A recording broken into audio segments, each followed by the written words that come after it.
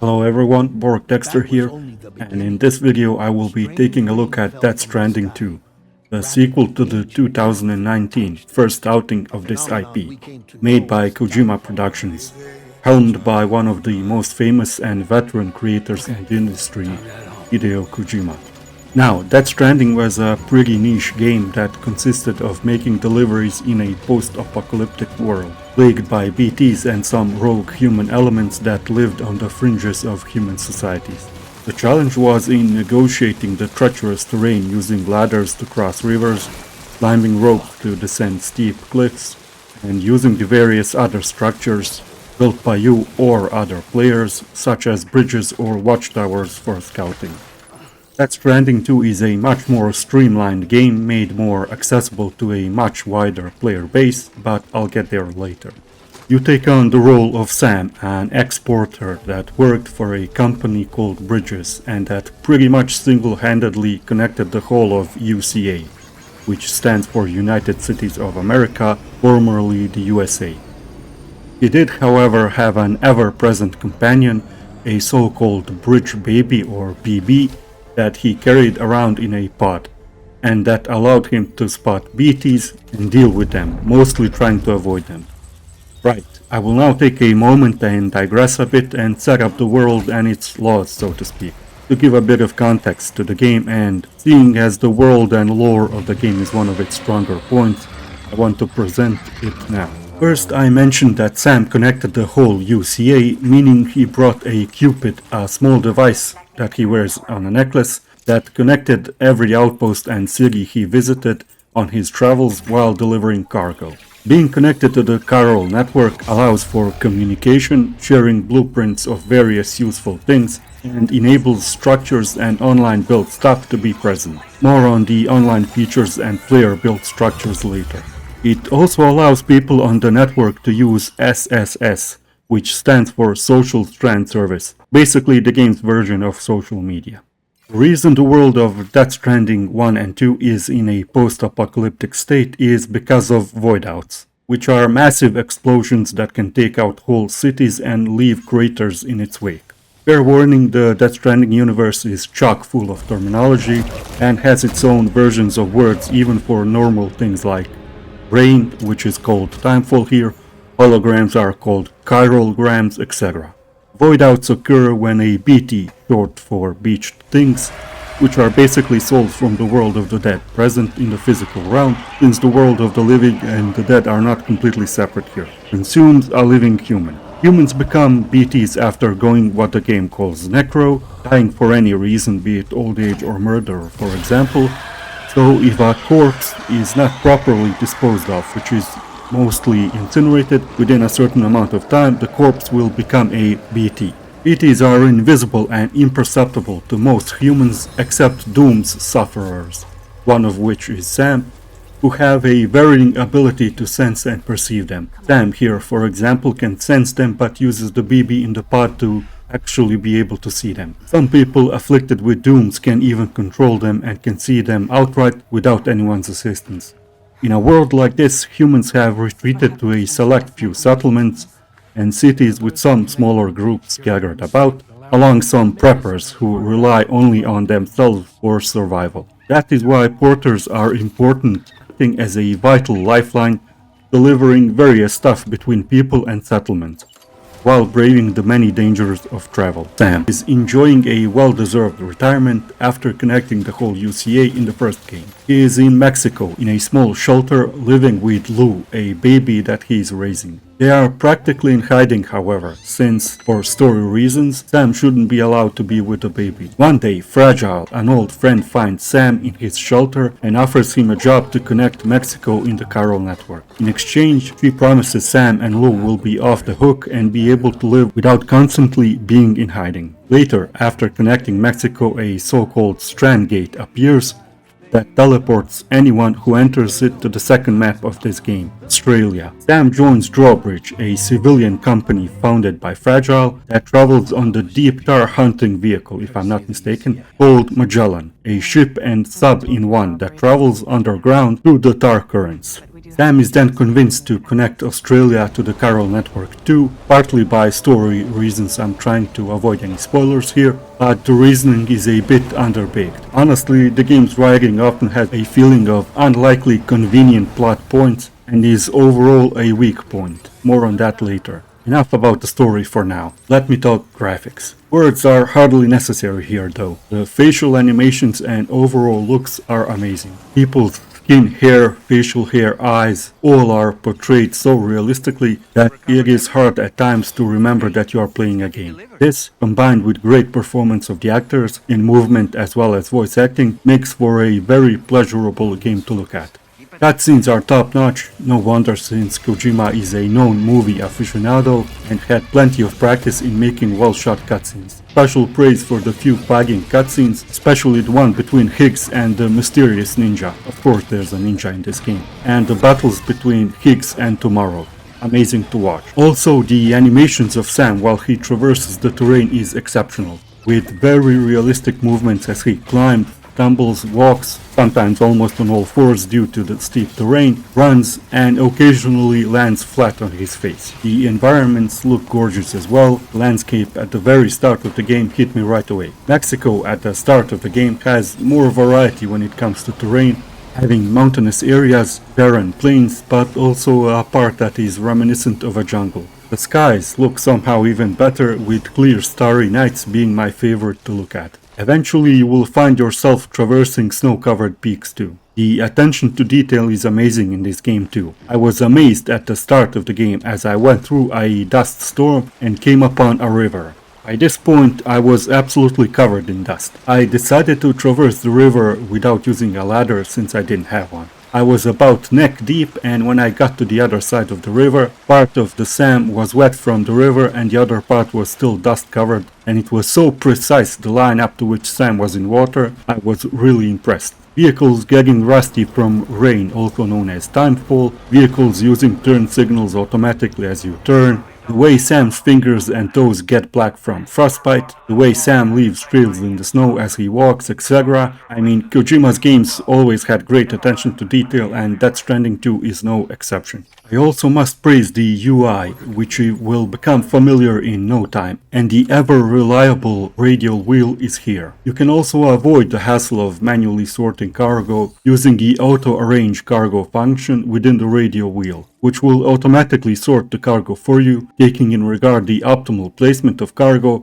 so your balance is impaired as little as possible. Another thing I want to mention is the weather events. These were disappointing, to be honest. Not because they look bad or unconvincing, quite the opposite, but because they are almost non-existent. At the start of the game, I went through a dust storm, which was a very disorienting and stressful experience. I mean this in the best, most immersive way possible, with strong winds bending Sam over to one side and making him walk very slowly. After I managed to navigate through it, Sam was absolutely covered in dust. I never again had a sandstorm occur in the entire playthrough.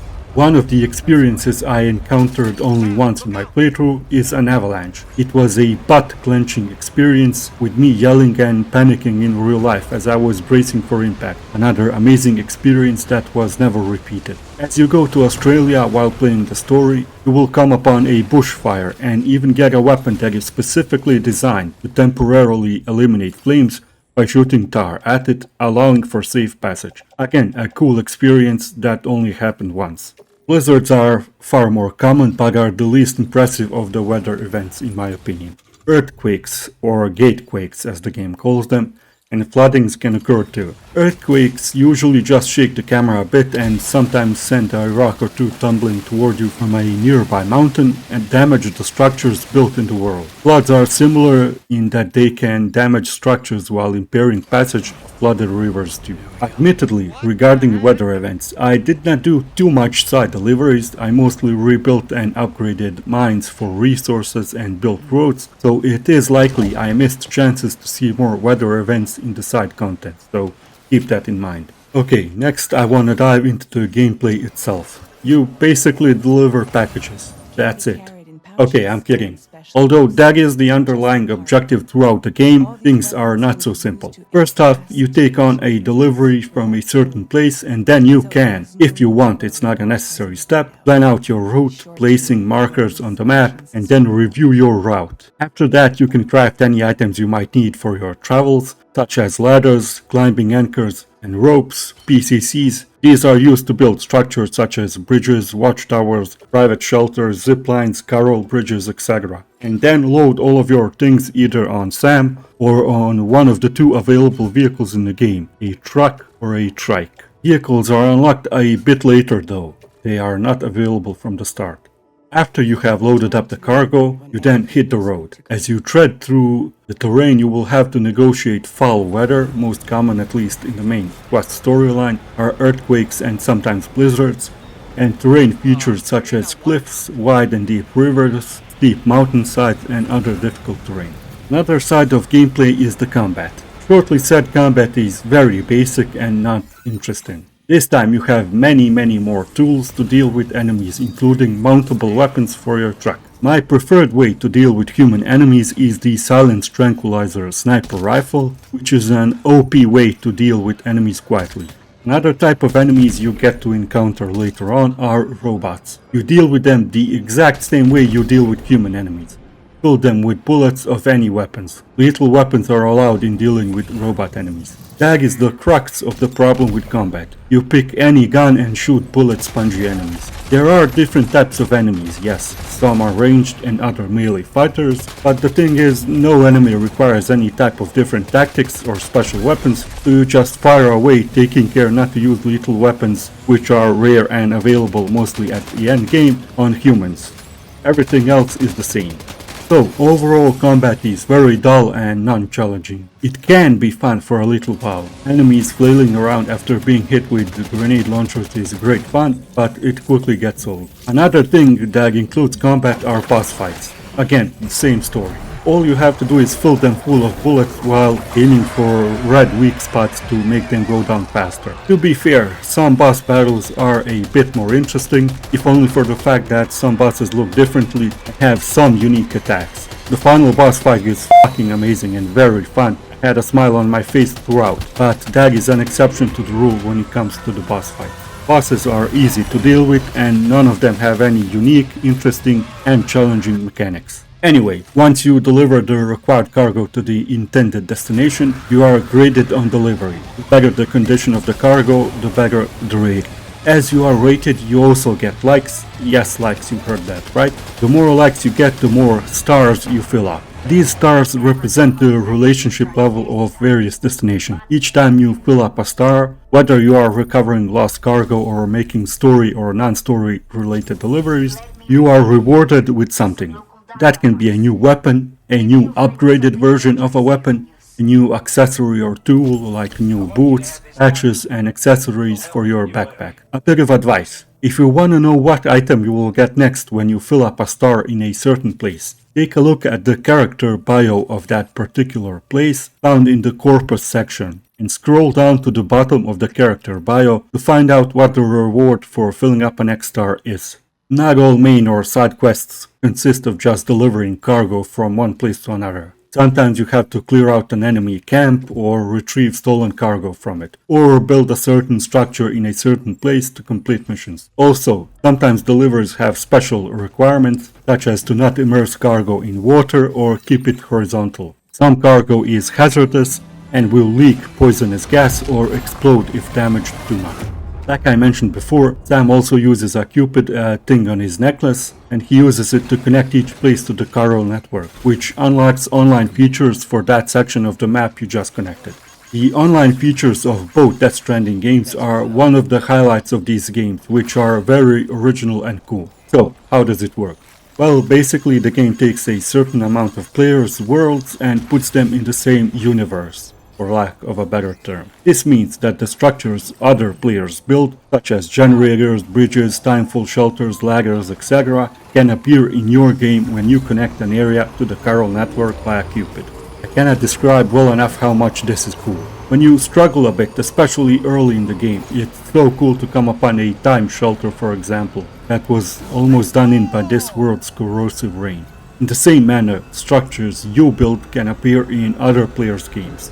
You get notifications each time some other player does something in their game, like building a structure or upgrading it. Or if someone uses a road or another structure you build, for which you get likes. I rarely build structures, but I have built and upgraded most roads, and it's a cool feeling seeing notifications that someone used the road I built. Though keep in mind that if the area you are building a road or any other structure in is connected to the chiral network, other players can contribute the necessary materials for building, upgrading or maintaining all structures, including roads. So after all, it is a collective effort, which makes it even cooler. I must say that I have very rarely seen notifications of other players building or upgrading roads. Players usually deliver maintenance materials for various structures such as generators or bridges, but I didn't mind grinding a bit to build roads, making Sam's portal work a bit easier. And I must say that at the end game, I was especially glad that roads were built, as there was some unnecessary backtracking at the end, in my opinion.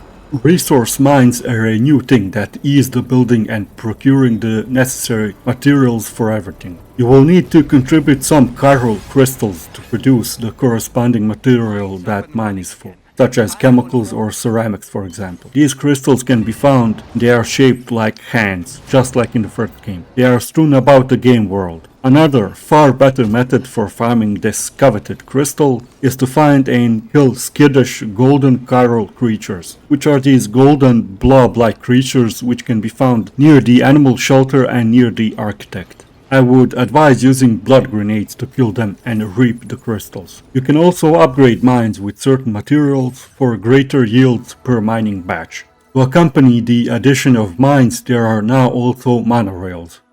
You will need to find monorail nodes strewn about. This monorail network can be very useful, as you can use it to move cargo, vehicles and Sam on it. Another great feature is the ability of your sub/ship to fast travel to and from bigger cities. This makes the game way less grindy and easier to play and can be used to move cargo great distances in the blink of an eye. Though beware that the cargo moved by using fast travel on the Magellan has penalties and will yield much less likes upon delivering it to the destination, meaning it will take you much longer to upgrade relationship levels of outposts and unlocking new items. Another element that adds to the game's low difficulty is vehicles, namely the trike and the truck. In my opinion, you get these a bit too soon and it makes the game so much easier. Of course, you can choose not to use vehicles and make the game more of a difficult and perhaps interesting experience, but to me it seems the game is designed with vehicles as a primary mode of transport in mind. Combine the truck with a hefty cargo load and roads, and the game is reduced to driving back and forth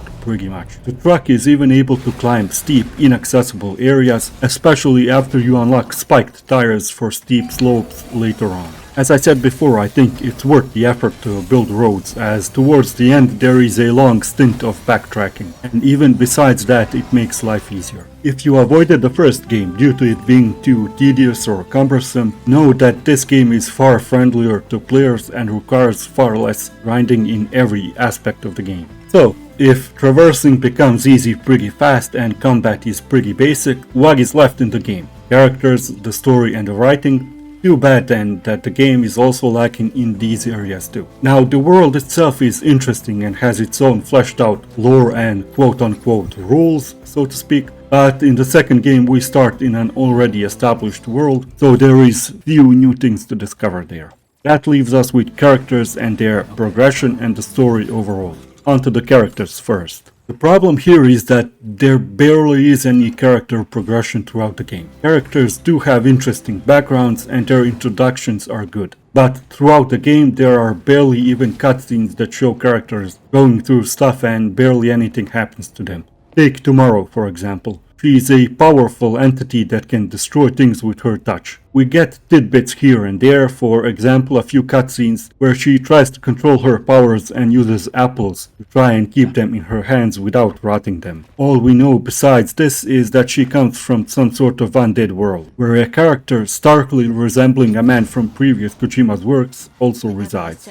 Rainy is a woman that causes rainfall/timefall wherever she goes. Keep in mind that rain in this game's world rapidly ages everything it touches, so she is shunned from her community for this. To make matters worse, she is pregnant and suffers from a condition known as still baby syndrome, meaning her child is stuck at 7 months old in the womb and is not being born. She also has a unique ability to make everything within her immediate vicinity, like a few meters, have the opposite effect of timefall, meaning it repairs or more precisely renews everything it touches. We learn all of this in quick succession in one cutscene, and the character isn't given any opportunities to develop further throughout the course of the game. This goes for pretty much all characters of the game, with the addition that whatever progression there is, whether it be story or character progression, is literally crammed in the last 2 to 3 hours of the game. More on that later. Sam himself is also a very meh character. He barely ever speaks, and considering that the game's story revolves heavily around him this time around, and the heavy stuff that he deals with, it feels like he's almost separated from the things that happen around and to him, with only a few moments towards the end of the game where he finally talks a bit and shows some emotions. Like, he could be dealing with some heavy stuff in one cutscene, to which he oftentimes has a far less severe reaction than expected, considering the stuff he deals with, and in the next cutscene he acts completely normal, as if nothing in the world is weighing him down. The main villain of the game is Higgs again, and he basically boils down to wanting revenge on Fragile and Sam and hating humanity. That's pretty much it. There are cool scenes with him, such as the one where he keeps torturing and killing Sam only for Sam to be repatriated, meaning revived, as part of Sam's doom's condition is that he cannot be killed, and suffer again. But Higgs himself as a character is very one-dimensional. How is the story then? Well, considering the story largely revolves around Sam and him dealing with some pretty heavy stuff, it falls flat too. Like I mentioned before, Sam feels like he's disjointed from the things he's dealing with, barely speaking or reacting much to anything. There is some character progression, especially in Sam's case, towards the very end of the game, and the last 2 to 3 hours has a lot of story progression crammed in there. So the ending feels a bit overwhelming in its pacing. Some characters are revealed to be less than decent, which was predictable in my opinion.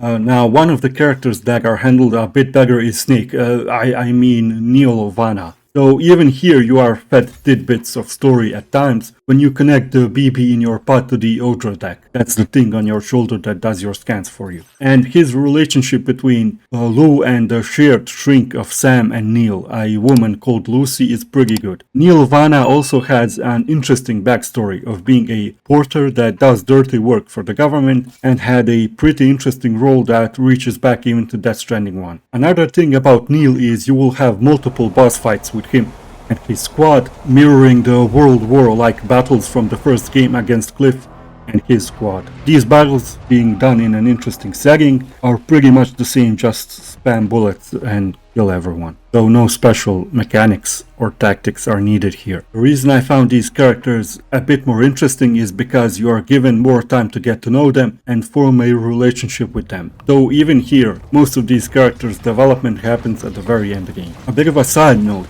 it seems Kojima has a hard time not referencing his Metal Gear series. Kojima is, come on, he's definitely trolling us with this Neil Vana character. He even puts on a bandana for God's sake. One of the characters at the end even says, "Kept you waiting, huh?" And the final boss battle, which is great fun by the way, is reminiscent of one of the Metal Gear games. At the very least, the ending, the last 2 to 3 hours, although it has 80% story progression, is interesting to watch through with characteristic long cutscenes, typical for Kojima games, which I never minded. The last leg of the game, where you traverse the Magellan to the final boss location along with your crew, is a great and fun spectacle, even though the end is very messy narratively speaking. One of the highlights of this game is music. Like in the first game, at certain points of your journey, a song will kick in that fits the environment and gameplay perfectly. There is also a music player, which is handy, and which I used extensively while building and upgrading roads. Songs can range from moody and melancholic to a few more upbeat tracks, but all in all an excellent soundtrack that fits the game perfectly and elevates the experience. In the end, I was disappointed with the game, and while I still did like it, I seem to remember that I liked the first game more. It was a while now since I played it, so I can't really remember, but yeah, I get that impression that I was having more fun with the first one. I can tell you that if you didn't want to play the first game, the second one likely isn't for you either. Even though it contains more action, which gets old pretty fast, and even though the game requires far less grinding and is overall quite a bit more geared toward a wider player base. The graphics are amazing, and as in every Kojima's game, the attention to detail is admirable, with amazingly shot and directed cutscenes as per usual for Kojima's work. The music is also fitting and varied. The ending is a spectacle to watch, and the final boss fight is great fun, though it makes little sense to be honest, but that's okay I guess.